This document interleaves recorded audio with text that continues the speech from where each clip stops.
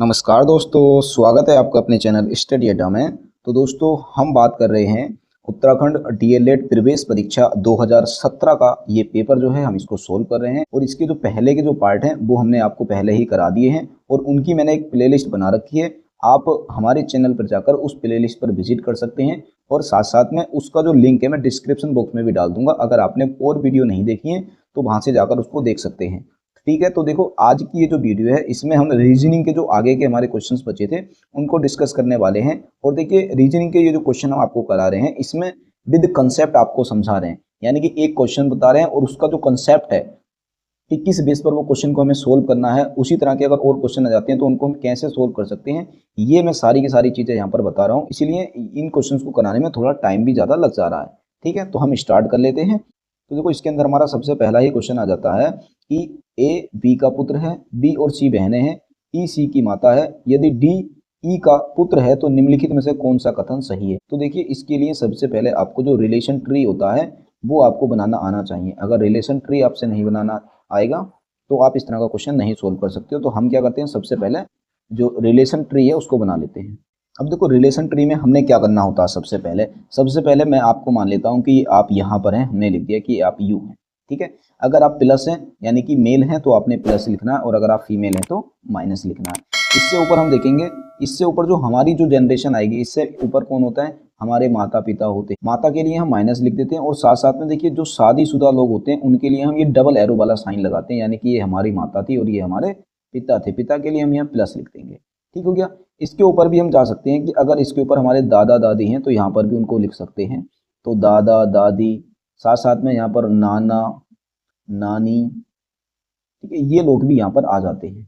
ठीक है, जो हमारे माता पिता के भी पिता माता पिता में लगते हैं वो सारे के सारे ऊपर जनरेशन में आते हैं। उससे नीचे हमारे माता पिता, उससे नीचे हम, और इसके नीचे कौन आते हैं, इसके नीचे आते हैं हमारे पुत्र, हमारी पुत्री, साथ साथ में हमारा भतीजा भतीजी, भांजा भांजे, ये सारे इसमें आ जाते हैं। और इसके नीचे भी कौन आ जाते हैं, इसके नीचे आ जाते हैं हमारा पोता पोती, नाता नातिन, ये सारी के सारे यहाँ पर आ जाते हैं। ठीक है, नाती नातिन, ये सारे के सारे इस जनरेशन में आ जाते हैं। तो आपने ये चीज़ों का ध्यान रखना है कि यहाँ पर आप होंगे, फिर यहाँ आपके माता पिता होंगे, ये यहाँ होंगे, नीचे आप यहाँ देख सकते हैं, और ये पाँच, यानी कि 5 जनरेशन है। इन 5 जनरेशन में किसको कहाँ पर रखना है, इन चीज़ों का आपने ध्यान रखना है। ठीक है, यहाँ आप आ जाओगे, आपका भाई आ जाएगा, चचेरा चचेरा भाई, मुसेरा भाई, मुमेरा भाई, फुफेरा भाई, सारे यहाँ पर आ जाएंगे।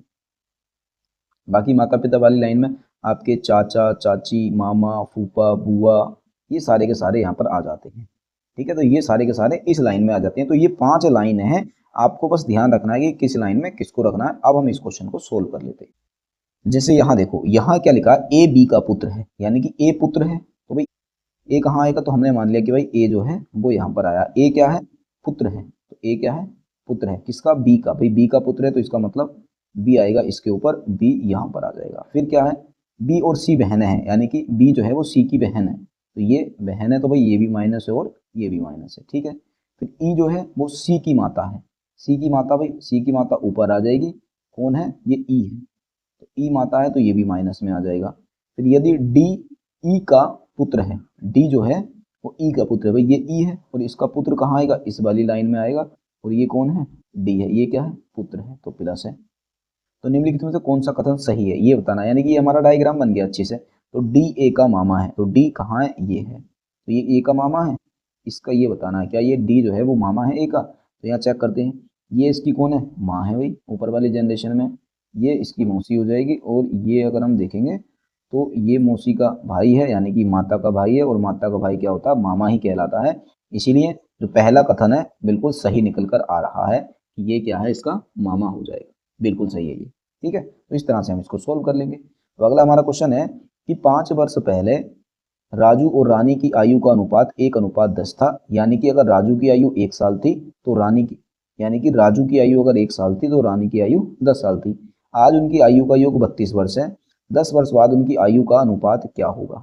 अब देखो, इस तरह का जो क्वेश्चन है हम इसको बिल्कुल बेसिक तरीके से सोल्व करने वाले हैं। जैसा यहाँ पर लिखा है कि 5 वर्ष पहले जो राजू और रानी की जो आयु का अनुपात था कितना था, 1:10। तो हम मान लेते हैं, अब 5 साल पहले की इनकी आयु जो थी हम उसको मान लेते हैं। जैसे हमने मान लिया कि भी 5 वर्ष पूर्व, तो 5 वर्ष पूर्व जो इनकी आयु थी उसको हम मान लेते हैं 5 वर्ष पूर्व जो राजू की आयु थी, राजू की आयु को हम मानते हैं x। और जो रानी है उसकी की जो आयु है वो कितनी है भाई, इससे 10 गुनी है, तो इसका मतलब ये हो जाएगी 10x। अब वर्तमान समय में इन दोनों की आयु कितनी हो जाएगी, तो देखो वर्तमान में पहुंचने के लिए इनको 5 साल प्लस करना पड़ेगा। तो राजू की तो हो जाएगी x + 5 और रानी की कितनी हो जाएगी 10x + 5। ये होगी दोनों की वर्तमान आयु। परंतु इसने कहा है कि आज उनकी आयु का योग 32 वर्ष है, यानी कि वर्तमान की आयु का योग कितना 32 वर्ष है, यानी कि इन दोनों को अगर हम जोड़ दें तो 32 आएगा। तो यहाँ जोड़ देते हैं x + 5 और प्लस 10x + 5 बराबर कितना आ जाएगा 32 आ जाएगा। यहाँ से जोड़ते हैं, देखो 1x ये है, 10x ये है, कितना हो गया 11x हो गया। ठीक है, 5 ये है और 5 ये है 10। 10 और 32 में से हम जब 10 घटा देंगे तो कितना बचेगा 22 बचेगा, यानी कि 11x बराबर कितना बचा 22। 11 से हम इस 22 को काटेंगे, 2 बार कटेगा तो x का मान हमारा कितना आ जाएगा, x का मान आ गया 2। ठीक हो गया, यानी कि हम ये कह सकते हैं x क्या माना था हमने, राजू की 5 साल पहले की आयु मानी थी, तो इसकी वर्तमान आयु अगर हम निकालते हैं तो 5 उसमें जोड़ देंगे, यानी कि 7 वर्ष हो जाएगी इसकी वर्तमान आयु। ठीक हो गया, इसकी वर्तमान आयु ही हो गई। अब हम निकालेंगे रानी की वर्तमान आयु, रानी की निकालते हैं भाई। रानी की 10 साल पहले 5 साल पहले कितनी थी 10x थी, 10 × 2 बराबर 20 वर्ष थी। आगे हमने देखना है, ये तो 5 साल पहले थी, वर्तमान में कितनी हो जाएगी 5 इसमें जोड़ देंगे, तो 5 जैसे इसमें जोड़ेंगे तो ये हो जाएगी 25 वर्ष, यानी कि इसकी आयु 7 वर्ष है, इसकी आयु 25 वर्ष है। 10 वर्ष बाद बतानी है, 10 वर्ष बाद, तो 10 वर्ष बाद ये कितना हो जाएगा भाई, 10 इसमें जोड़ देंगे तो ये हो जाएगा 17 और ये हो जाएगा 10 25 में जोड़ देंगे तो 35, यानी कि 17:35 निकलकर इसका आंसर हो जाएगा। और ये है हमारा ऑप्शन नंबर ए में। तो इस तरह से ऑप्शन नंबर ए क्या हो जाएगा, इसका बिल्कुल राइट आंसर हो जाएगा। ठीक है, बिल्कुल बेसिक से समझाया, बिल्कुल अच्छे से मैंने, आप इसको दोबारा से देख लेना, अच्छे से समझ जाओगे। अब अगला हमारा क्वेश्चन आ जाता है कि कुछ किताबें मैगजीन हैं, कि जो कुछ किताबें हैं वो क्या है मैगजीन है, यानी कि हम यहाँ पर कुछ किताबें बना लेते हैं, यानी कि बुक्स बना लेते हैं। तो ये बुक्स हैं, ये कह रहा कुछ कुछ हैं किताबें मैगजीन है, तो ये लोग कुछ मैगजीन है। फिर क्या बोला है कि कुछ मैगजीन उपन्यास हैं, यानी कि ये वाली जो मैगजीन है इनमें से कुछ क्या है उपन्यास है, ये लो उपन्यास बना दिया। निष्कर्ष क्या है कि कुछ किताबें उपन्यास है, तो ये जो कुछ बुक्स हैं क्या उपन्यास से रिलेटेड है, नहीं है, संबंध ही नहीं है इसका, तो यानी कि पहला तो गलत है। दूसरा कुछ उपन्यास मैगजीन है, तो ये जो उपन्यास है कुछ मैगजीन है, ये वाले देखो टच कर रहे हैं ना यहाँ, तो ये मैगजीन है, बिल्कुल सही है, यानी कि दूसरा सही है। पहला गलत है, दूसरा सही है, देख लो। केवल निष्कर्ष एक सत्य है, तब एक तो नहीं है। केवल निष्कर्ष दो सत्य है, बिल्कुल सत्य है। निष्कर्ष एक दो दोनों असत्य हैं, ऐसा भी नहीं है, यानी कि ये दोनों गलत हो जाएंगे। सिर्फ ऑप्शन नंबर बी ही क्या हो जाएगा, इसका राइट आंसर हो जाएगा। अब अगला हमारा क्वेश्चन आ जाता है कि निम्नलिखित में से कौन सी आकृति चीन, एशिया तथा इटली के बीच को संबंध को दर्शाती है। तो देखिए ये जो है ना यहाँ चीन लिखा है, तो आप इसको सही कर लेना, ये चीन लिखा है। कौन सी आकृति चीन, एशिया तथा इटली के बीच संबंध को दर्शाती है। तो देखो चीन जो है वो एशिया महाद्वीप के अंदर आता है, जबकि जो इटली है वो यूरोप महाद्वीप के अंदर आता है, यानी कि ये अलग ही हो गया बिल्कुल। तो अलग ही तो भाई साहब ये इसमें है, तो इसको हम मान सकते हैं कि ये इटली है और ये एशिया महाद्वीप है, ये चीन है, तो ऑप्शन नंबर डी इसका राइट हो जाएगा। अब अगला हमारा क्वेश्चन आ जाता है कि यहाँ देख लो कि गुणा का अर्थ प्लस है और प्लस का अर्थ भाग है और माइनस का अर्थ गुणा है, भाग का अर्थ माइनस है, तो इनका मतलब हमने अर्थ बताना है। यानी कि ये जो साइन है ना इनकी जगह हमने चेंज करनी है। जैसे ये गुणा है तो गुणा की जगह क्या है प्लस, तो भाई साहब यहाँ रखना है हमने प्लस। माइनस की जगह क्या करना है, माइनस की जगह करना है गुणा। माइनस यहाँ है, यहाँ गुणा कर देंगे, यहाँ भी माइनस है, यहाँ भी गुणा कर देंगे। प्लस की जगह क्या रखना है, प्लस की जगह भाग रखना है, ये यहाँ भाग रख देंगे। और भागा की जगह क्या रखना है, भागा की जगह रखना माइनस रखना, तो भागा की जगह माइनस रखना। तो सबसे पहले हमें पता है भी भाग करते हैं, तो 5 इसको भाग करेंगे तो नहीं जाएगा, तो ये 5/2 हमने लिख लिया। ये गुणा में क्या है, गुणा में 4 है, तो इसको तो हम काट सकते हैं ना 2 बार, और 2 पंजे 10, तो यानी कि इतने को अगर हमने सोल्व किया तो कितना आ गया, यहाँ लिख लेते हैं, ये 10 आ गया।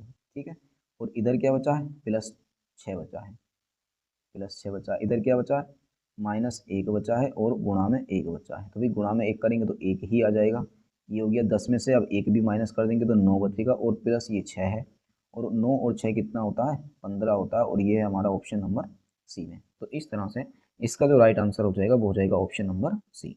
ठीक है, अब अगला हमारा क्वेश्चन आ जाता है, यहाँ पर भी क्या करना है, हमने चिन्हों का ही हेरफेर करना है। ठीक है, तो जैसे ये देखो 25 यहाँ लिख लेते हैं, 25 और स्टार की जगह क्या है, स्टार की जगह भाग है, ये भागा 5 है। फिर एट द रेट है, एट द रेट की जगह क्या है, एट द रेट का अर्थ माइनस है, तो यहाँ माइनस है। फिर 10 है।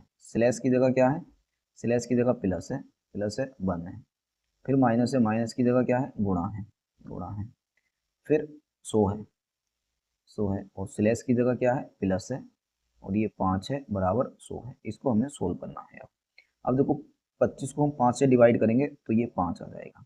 5 में से 10 को माइनस कर देंगे, गुणा कर लेते हैं पहले, तो इसको गुणा करेंगे तो ये 100 हो जाएगा।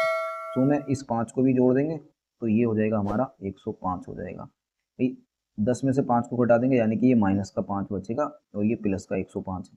तो भाई माइनस का 5 और प्लस का 105 कितना हो जाता है, 100 ही हो जाता है। और 100 ही हमें यहाँ पर लेकर आना था, 100 ही आ रखा है, यानी कि समीकरण क्या है, ये पहला ही बिल्कुल सही हो जाएगा। ठीक हो गया, इस तरह से हम इसको भी सोल्व कर लेंगे। अब अगला हमारा क्वेश्चन है कि निम्नलिखित में से कौन सी आकृति अविवाहित अध्यापक और पिता के बीच संबंध को दर्शाती है। कि कौन सी आकृति ऐसी है जो अविवाहित अध्यापक और पिता के बीच में दर्शाती है। तो इसको हम यहाँ लिख लेते हैं कि भाई ये क्या अनमैरिड है, इसको हमने मान लिया अनमैरिड है। दूसरा अध्यापक कौन सा, ये हमारे अध्यापक हैं, ये टीचर हैं। ये पिता है तो बिल्कुल सही है कि ये फादर है यानी कि पिता है। तो भाई ये हमारा रिलेशन इसका बिल्कुल सही बन जाएगा कि जो अनमैरिड है वो फादर तो हो नहीं सकते। कि अगर हम यहाँ इसको अनमैरिड मानते तो भाई इसमें फादर भी आ गए, टीचर भी आ गए, तो अनमैरिड फादर थोड़ी होता है, ये तो गलत हो जाएगा। ठीक है, तीनों अलग अलग भी नहीं हो सकते, तो ये सम वाला केस है, तो ये हमारा बिल्कुल सही बैठ जाएगा। अब अगला हमारा क्वेश्चन आ जाता है कि एक व्यक्ति एक स्थान से चलना प्रारंभ करता है और उत्तर की ओर 4 किलोमीटर जाता है, फिर वह दाएं मुड़कर 2 किलोमीटर जाता है, उसके बाद वह अपने दाएं मुड़कर 2 किलोमीटर जाता है। अब अपने प्रारंभिक बिंदु से किस दिशा में है। तो देखो इसके लिए हमें दिशा का ज्ञान होना बहुत जरूरी है। जैसे देखो यहाँ पर आप सभी को हो सकता है अच्छे से पता होगा दिशाओं का ज्ञान, कि इस साइड में जो आपकी दिशा होती है वो पूरब होती है, और यहाँ पर आपकी पश्चिम होती है, ऊपर आपकी उत्तर होती है, तो नीचे आपकी दक्षिण होती है। और साइड में अगर ये दिशा हम लगा लें तो उत्तर पूरब, उत्तर पश्चिम, पश्चिम दक्षिण और ये दक्षिण पूरब, ये दिशाएं होती हैं।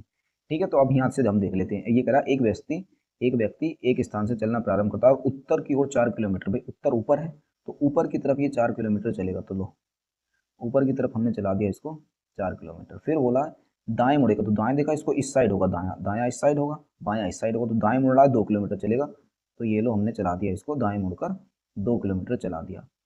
उसके बाद वह फिर दाएं मुड़कर, अब दायां इसका नीचे होगा तो नीचे से होगा, फिर ये 2 किलोमीटर हमने लो इसको फिर चला दिया ये यहाँ तक।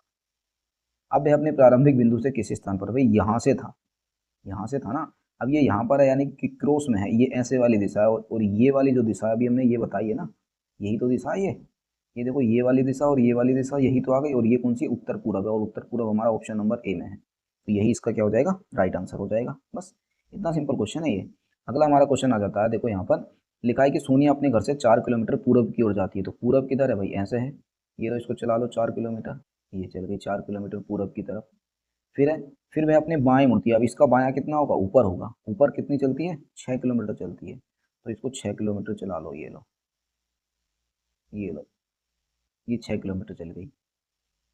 फिर वह अपने दाएं मुड़ती है, अब इसका दायां इस साइड होगा, तो दाएं मुड़ती है और 4 किलोमीटर चलती है, लो इसको फिर 4 किलोमीटर चला लो, ये चल गई 4 किलोमीटर। तो वह अपने प्रस्थान स्थल से कितनी दूर है, यानी कि यहाँ से लेकर यहाँ तक की दूरी हमने बतानी है। तो देखो ये 4 किलोमीटर है, अगर इस लाइन को हम इसके बराबर तक यहाँ तक खींचते हैं तो भाई ये वाली जब 4 है तो ये भी 4 होगी ना, बिल्कुल 4 होगी। इसको हमने देखो यहाँ मिला लिया, तो भाई जब ये वाली 6 है तो ये वाली भी 6 होगी, सिंपल सी बात है। ये चार अगर टोटल की हम बात करें इस लंबाई की, तो ये कितनी हो गई, 8 हो गई। अब हम इसको यहाँ से मिला देते हैं, यानी कि हमने भाई यहाँ से लेकर यहाँ तक की तो दूरी बतानी है, तो ये लंबाई 6 है, ये लंबाई 8 है, ये वाली बतानी है। तो देखो ये तो समकोण त्रिभुज बन गया ना हमारा। समकोण त्रिभुज में हमें पता है कि अगर हमने कर्ण का मान निकालना है तो कर्ण का मान होता है अंडर रूट आधार का वर्ग, यानी कि 8 का वर्ग कितना हो गया 64, प्लस लंब का वर्ग यानी कि 6 का वर्ग कितना हो गया 36।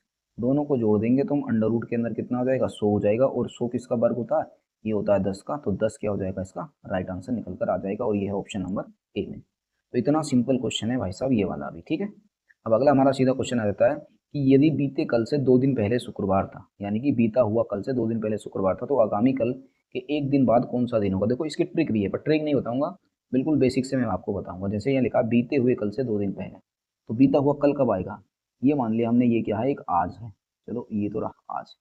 फिर इससे 1 दिन पहले यानी कि ये रहा हमारा कल, अब ये बीता हुआ कल हो गया।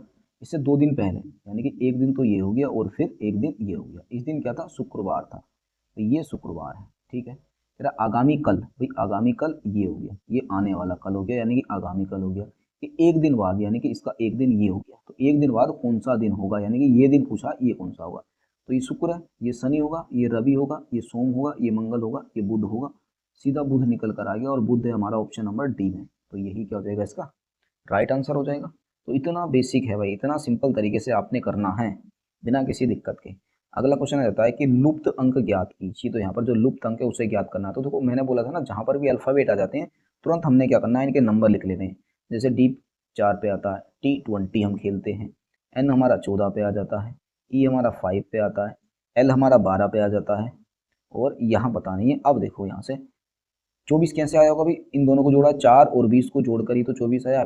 ठीक है, 14 और 5 19 को, 14 और 5 को जोड़ के 19 आया। ऐसे ही ये भी इन दोनों को जोड़ के आया होगा। तो 12 में क्या जोड़े, 14 आ जाए, 2 जोड़ना पड़ेगा, और 2 पे कौन होता है, बी होता है, और बी है हमारा ऑप्शन नंबर बी में ही। तो ये हमारा राइट आंसर हो जाएगा। ठीक है, तो इस तरह से इतने सिंपल सिंपल क्वेश्चन बनते हैं। अब अगला हमारा क्वेश्चन आ जाता है कि यदि किसी कूट भाषा में ट्रेड ट्रेड को ये लिखा जाता है और प्रे को ये लिखा जाता है, तो उस कूट भाषा में इसको क्या लिखा जाएगा। तो देखो कूट भाषा वाला ये वाला जो शब्द होता है ना, देखो यहाँ से आप इनके नंबर नहीं लिखने, क्योंकि यहाँ इसका ये दे रखा है कूट, तो इसका कोड ये दे रखा है, इसी कोड को छांट के यहाँ पर हमें भरना है। जैसे ये टी है, जैसे यहाँ पर ए है, तो यहाँ देखो ए को क्या लिखा है, ए सेकेंड लास्ट है, सेकेंड लास्ट में नो है, तो ए को नो लिखा है, हमने नो लिख लिया। फिर आर है, आर सेकेंड पे यहाँ, तो सेकेंड पे स्टार है, वो परसेंटेज है, तो हमने परसेंटेज कर लिया। टी, टी शुरू में 7 है, तो ये 7 हो जाएगा।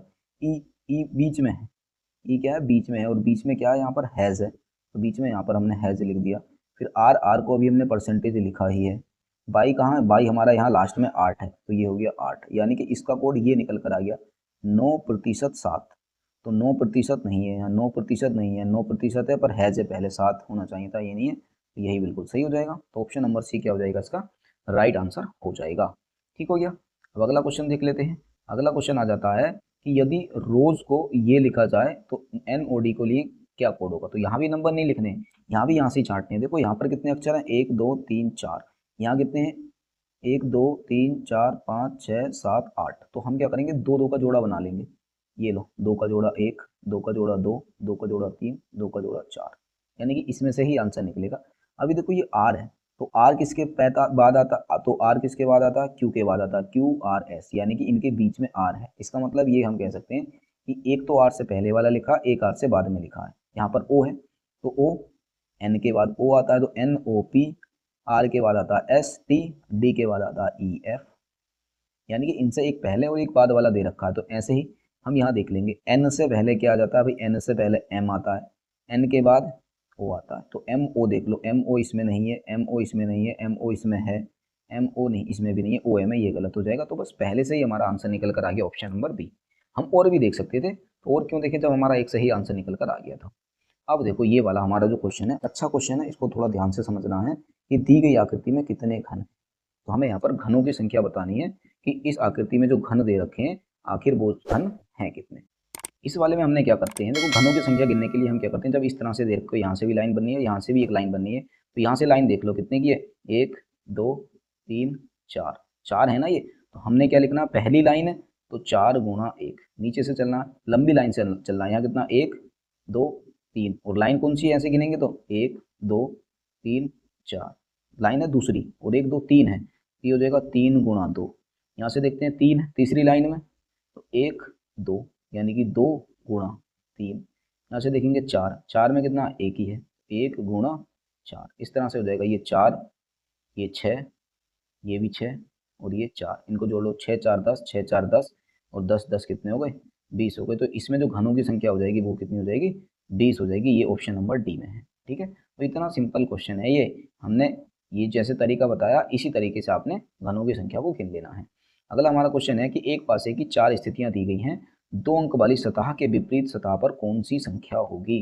तो विपरीत सतह पर हमने यहाँ पर संख्या बतानी है, तो इसके लिए हम क्या करेंगे, 2 पासे उठा लो कोई से भी जिसमें कोई एक शब्द कॉमन हो। तो देखो यहाँ पर 2 के विपरीत बतानी है, तो 2 वाला पासा ले लो भाई, 2 वाला पासा ये है, तो इस पासे के साथ साथ कोई सा भी ले लो। जैसे यहाँ देखो, अगर इसमें और इसमें हम देखेंगे तो 4 कॉमन है, यहाँ पर 4 कॉमन है, यहाँ भी 4 कॉमन है, तो इसी को ले लेते हैं। तो हम क्या करेंगे, इसको क्लॉकवाइज या एंटी क्लॉकवाइज घुमाएंगे। तो इसको क्लॉकवाइज घुमा लो इस तरह से, 2 से 4 से 4 से 6, तो इसको भी सेम तो इसके लिए हम क्या करेंगे, जो कॉमन है ना दोनों में, ये 4 है यहाँ भी 4 है, तो इस क्या करेंगे, इसको यहाँ से ऐसे क्लॉकवाइज घुमा देंगे, इसको भी सेम टू सेम क्लॉकवाइज घुमाएंगे। तो देखो इसको क्लॉकवाइज घुमाएंगे तो ये आ जाएगा 4 6 2, इसको क्लॉकवाइज घुमाएंगे तो ये आ जाएगा 4 3 और 5। नंबर के नीचे नंबर लिखना है, किसका विपरीत पूछा, 2 का, तो बस जो जिसके नीचे रख दिया वो उसी का विपरीत है, तो 2 का विपरीत कितना हो जाएगा, 5 हो जाएगा, और 5 है हमारा ऑप्शन नंबर डी में। तो इस तरह से ऑप्शन नंबर डी क्या हो जाएगा, इसका बिल्कुल राइट आंसर हो जाएगा। ठीक हुआ। अब अगला हमारा क्वेश्चन आ जाता है, अगला देखेंगे कि निम्न में से कौन सी उत्तर आकृतियां यहाँ दी गई हैं प्रश्न आकृति को पूर्ण करेंगी, प्रश्न आकृति और ये उत्तर आकृति, यानी कि इन चारों में से कौन सी आकृति यहाँ पर आ जाए जो इसको बिल्कुल अच्छी तरह से इस आकृति को पूर्ण कर दे।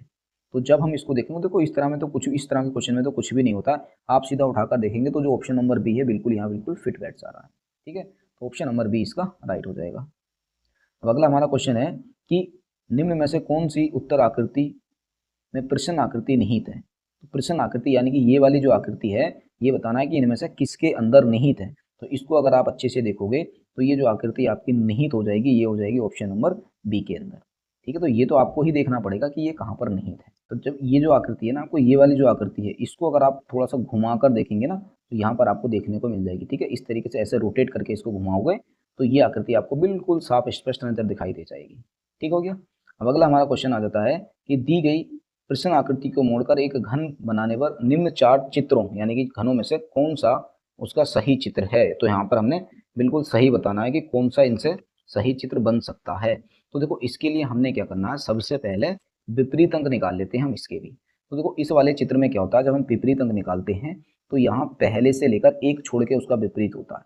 इसका 2 का ये हो जाएगा, और इस साइड इस लाइन में जो अंक होता है इसका विपरीत ये वाला हो जाएगा, यानी कि 1 का जो विपरीत है वो 3 हो जाएगा, और 2 का जो विपरीत है वो 4 हो जाएगा, और 6 का जो विपरीत है वो 5 हो जाएगा।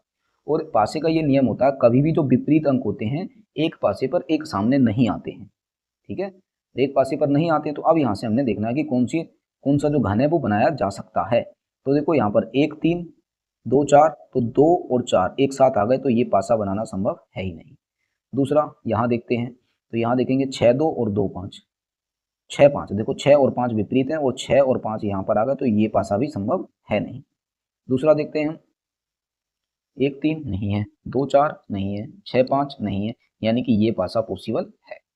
यहाँ देखते हैं 6 5 यहाँ भी दे रखा है, तो भाई साहब ये वाला पासा भी पॉसिबल नहीं है। तो केवल जो 3 नंबर का पासा है यही बनाना पॉसिबल हो जाएगा, और ये हमारा जो ऑप्शन नंबर हो जाएगा, ये ऑप्शन नंबर हो जाएगा डी में, यानी कि ऑप्शन नंबर डी क्या हो जाएगा, इसका राइट आंसर हो जाएगा। ठीक है, अब देखो अगला हमारा क्वेश्चन आ जाता है कि एक पासे की 3 स्थितियां दी गई हैं, 5 नोट वाली सतह के विपरीत सतह पर डॉट की संख्या होगी, यानी कि 5 का विपरीत हमने यहाँ पर बताना है कि क्या होगा। तो यहाँ देखो ये 6 है, ये 3 है, ये 1 है, यहाँ 6 है, यहाँ 4 है, यहाँ 2 है, यहाँ 3 है, यहाँ 1 है, यहाँ 5 है। तो बस 5 का विपरीत हमने बताना है। तो 5 देख लो भाई इस वाले में है, तो इसके साथ एक कॉमन पासा ले लो कोई सा भी। तो इसके साथ 3 1 इसमें नहीं है, तो इसको छोड़ो, इस पासे को, इसको ले लेते हैं। 3 और 1, देखो 3 भी है यहाँ पर और 1 भी है, यहाँ भी 3 भी है और 1 भी है। तो अगर ऐसा पैसा आपको मिल जाता है कि जहाँ पर ये दोनों अंक आपको दिख जाए, पासे में 2 कॉमन हो, तो जो तीसरा होगा ना भाई साहब वो उसका विपरीत अंक ही होगा और कुछ नहीं होगा। यानी कि यहाँ पर हम सीधा सीधा हमारा नियम लग जाएगा कि 5 का जो विपरीत होगा वो क्या होगा, 5 का विपरीत 6 हो जाएगा, और 6 है हमारा ऑप्शन नंबर डी में, तो यही क्या हो जाएगा, इसका बिल्कुल राइट आंसर हो जाएगा। तो इतने सिंपल क्वेश्चन भी होते हैं ये। ठीक हो गया ना। अब अगला हमारा क्वेश्चन आ जाता है कि एक पासे की 4 स्थितियां दर्शाई गई हैं, 4 अंक वाली सतह के विपरीत सतह पर कौन सी होगी, यानी कि 4 का विपरीत हमने बताना है। ये जो 4 है इसका विपरीत हमने बताना है। अब इस 4 का विपरीत हम कैसे बताएंगे। अब देखो 4 हमारा यहाँ पर है, ठीक है, तो इस पासे के साथ किसी दूसरे पासे को ले लो, किसी को भी ले लो, तो ले लो, ऐसा देख लो भाई जिसमें दोनों कॉमन मिल जाए, 6 और 5। तो देखो 6 और 5 यहाँ पर कॉमन मिल गए, यानी कि 5 यहाँ भी है, 6 यहाँ भी है, 5 यहाँ भी है, 6 यहाँ भी है। तो भाई जो ये बचा ना, ये इसका ही विपरीत होगा, तो 4 का विपरीत 1 होगा। बिल्कुल अभी बता दिया, कोई दिक्कत नहीं है। अच्छा, आप में से कुछ लोग ये भी कह सकते हैं कि सर अगर ऐसे 2 अंक कॉमन नहीं हुए तो हम कैसे सोल्व करेंगे, दूसरा तरीका बता दो। तो देखो दूसरा भी बता देंगे, कोई दिक्कत थोड़ी है उसमें। जैसे यहाँ देख लो 4 6 5, 4 का विपरीत बताना है, तो भाई 4 वाला तो जरूर देखना हमें, 4 इसमें है। दूसरा देख लो, एक कॉमन देख लो, बस एक कॉमन ये है। तो फिर हम क्या करेंगे, इसी कॉमन यहाँ 5 है, यहाँ 5 है, इसको बस किसी भी दिशा में घुमा दो, क्लॉकवाइज घुमा दो। 5 4 6 यहाँ हमने घुमा लो, 5 4 6, ऐसे ही फिर इसको भी क्लॉकवाइज घुमा लो, तो 5 1 2, तो 5 1 2। अब यहाँ देख लो 4 का विपरीत क्या आ गया, 1 आ गया, ऐसे भी 1 आया था, ऐसे भी 1 आ गया। तो किसी भी तरह से आप कर सकते हो, जिस मर्जी पासे से आप निकाल सकते हो। अब देखो लास्ट हमारे क्वेश्चन पे पहुंच रहे हैं अब हम। जैसे यहाँ पर लिखा है कि प्रश्न दे रखे हैं कि 97 से 100 निम्नलिखित जानकारी को ध्यानपूर्वक पढ़िए तथा इस पर आधारित प्रश्नों के उत्तर दीजिए। हमने इस पर जो आधारित प्रश्न है उनके उत्तर देने हैं। जैसे कि अगर हम यहाँ पर देखेंगे, यहाँ देखो लिखा है 8 मित्र हैं, ABCDEFGH एक वृत्त में केंद्र की ओर मुख ये हैं बैठे हैं, जरूरी नहीं कि इसी क्रम में हो, यानी कि 8 मित्र हैं और एक वृत्त बना रखा है। ये लो हम एक वृत्त बना लेते हैं, छोटा सा वृत्त बना लेते हैं। तो हम क्या करते हैं, सबसे पहले जो 8 लोग हैं ना उनको बैठा लेते हैं। तो 1 2 3 4 5 6 7 और ये 8 लोग हमने यहाँ पर बैठा दिए। ठीक है, कौन कहाँ बैठा है क्लियर नहीं है, किसी को भी जहाँ मर्जी बैठा दो, कुछ नहीं होता है इसमें। डी ए के बाएं तीसरा है, यानी कि डी जो है ए के बाएं है। अब बायां किस साइड होगा भाई, बायां अगर ये व्यक्ति इधर बैठा है तो इस साइड तो इसका दायां होगा, यानी कि इस साइड बायां होगा। यानी कि अगर कोई व्यक्ति यहाँ बैठेगा तो इसका बायां इधर हो जाएगा, तो ये बायां इधर है, यानी कि डी जो है वो ए के बाएं तीसरा है। तो 1 2 3, यानी कि ए फिर यहाँ होगा, तो ए के बाएं तीसरा 1 2 3, तीसरा हो गया डी। ठीक है, पहली कंडीशन से।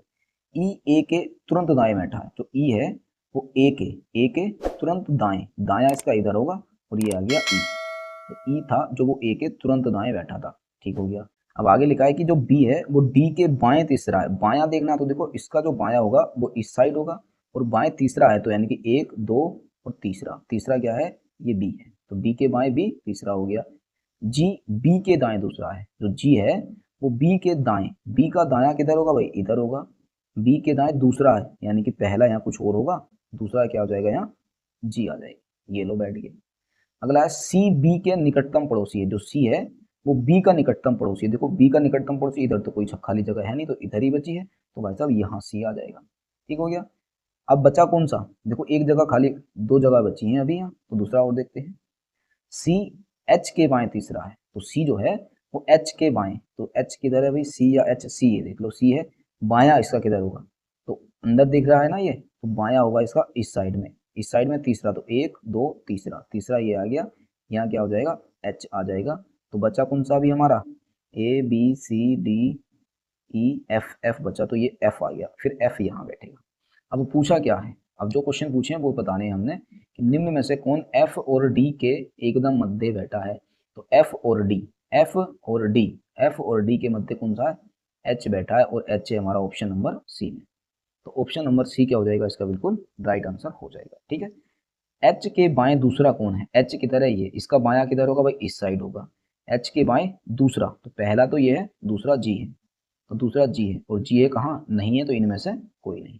क्यों बैठा है, कौन बैठा है यहाँ, जी बैठा है, इसलिए कोई नहीं हो जाएगा, तो उसका राइट आंसर हो जाएगा डी।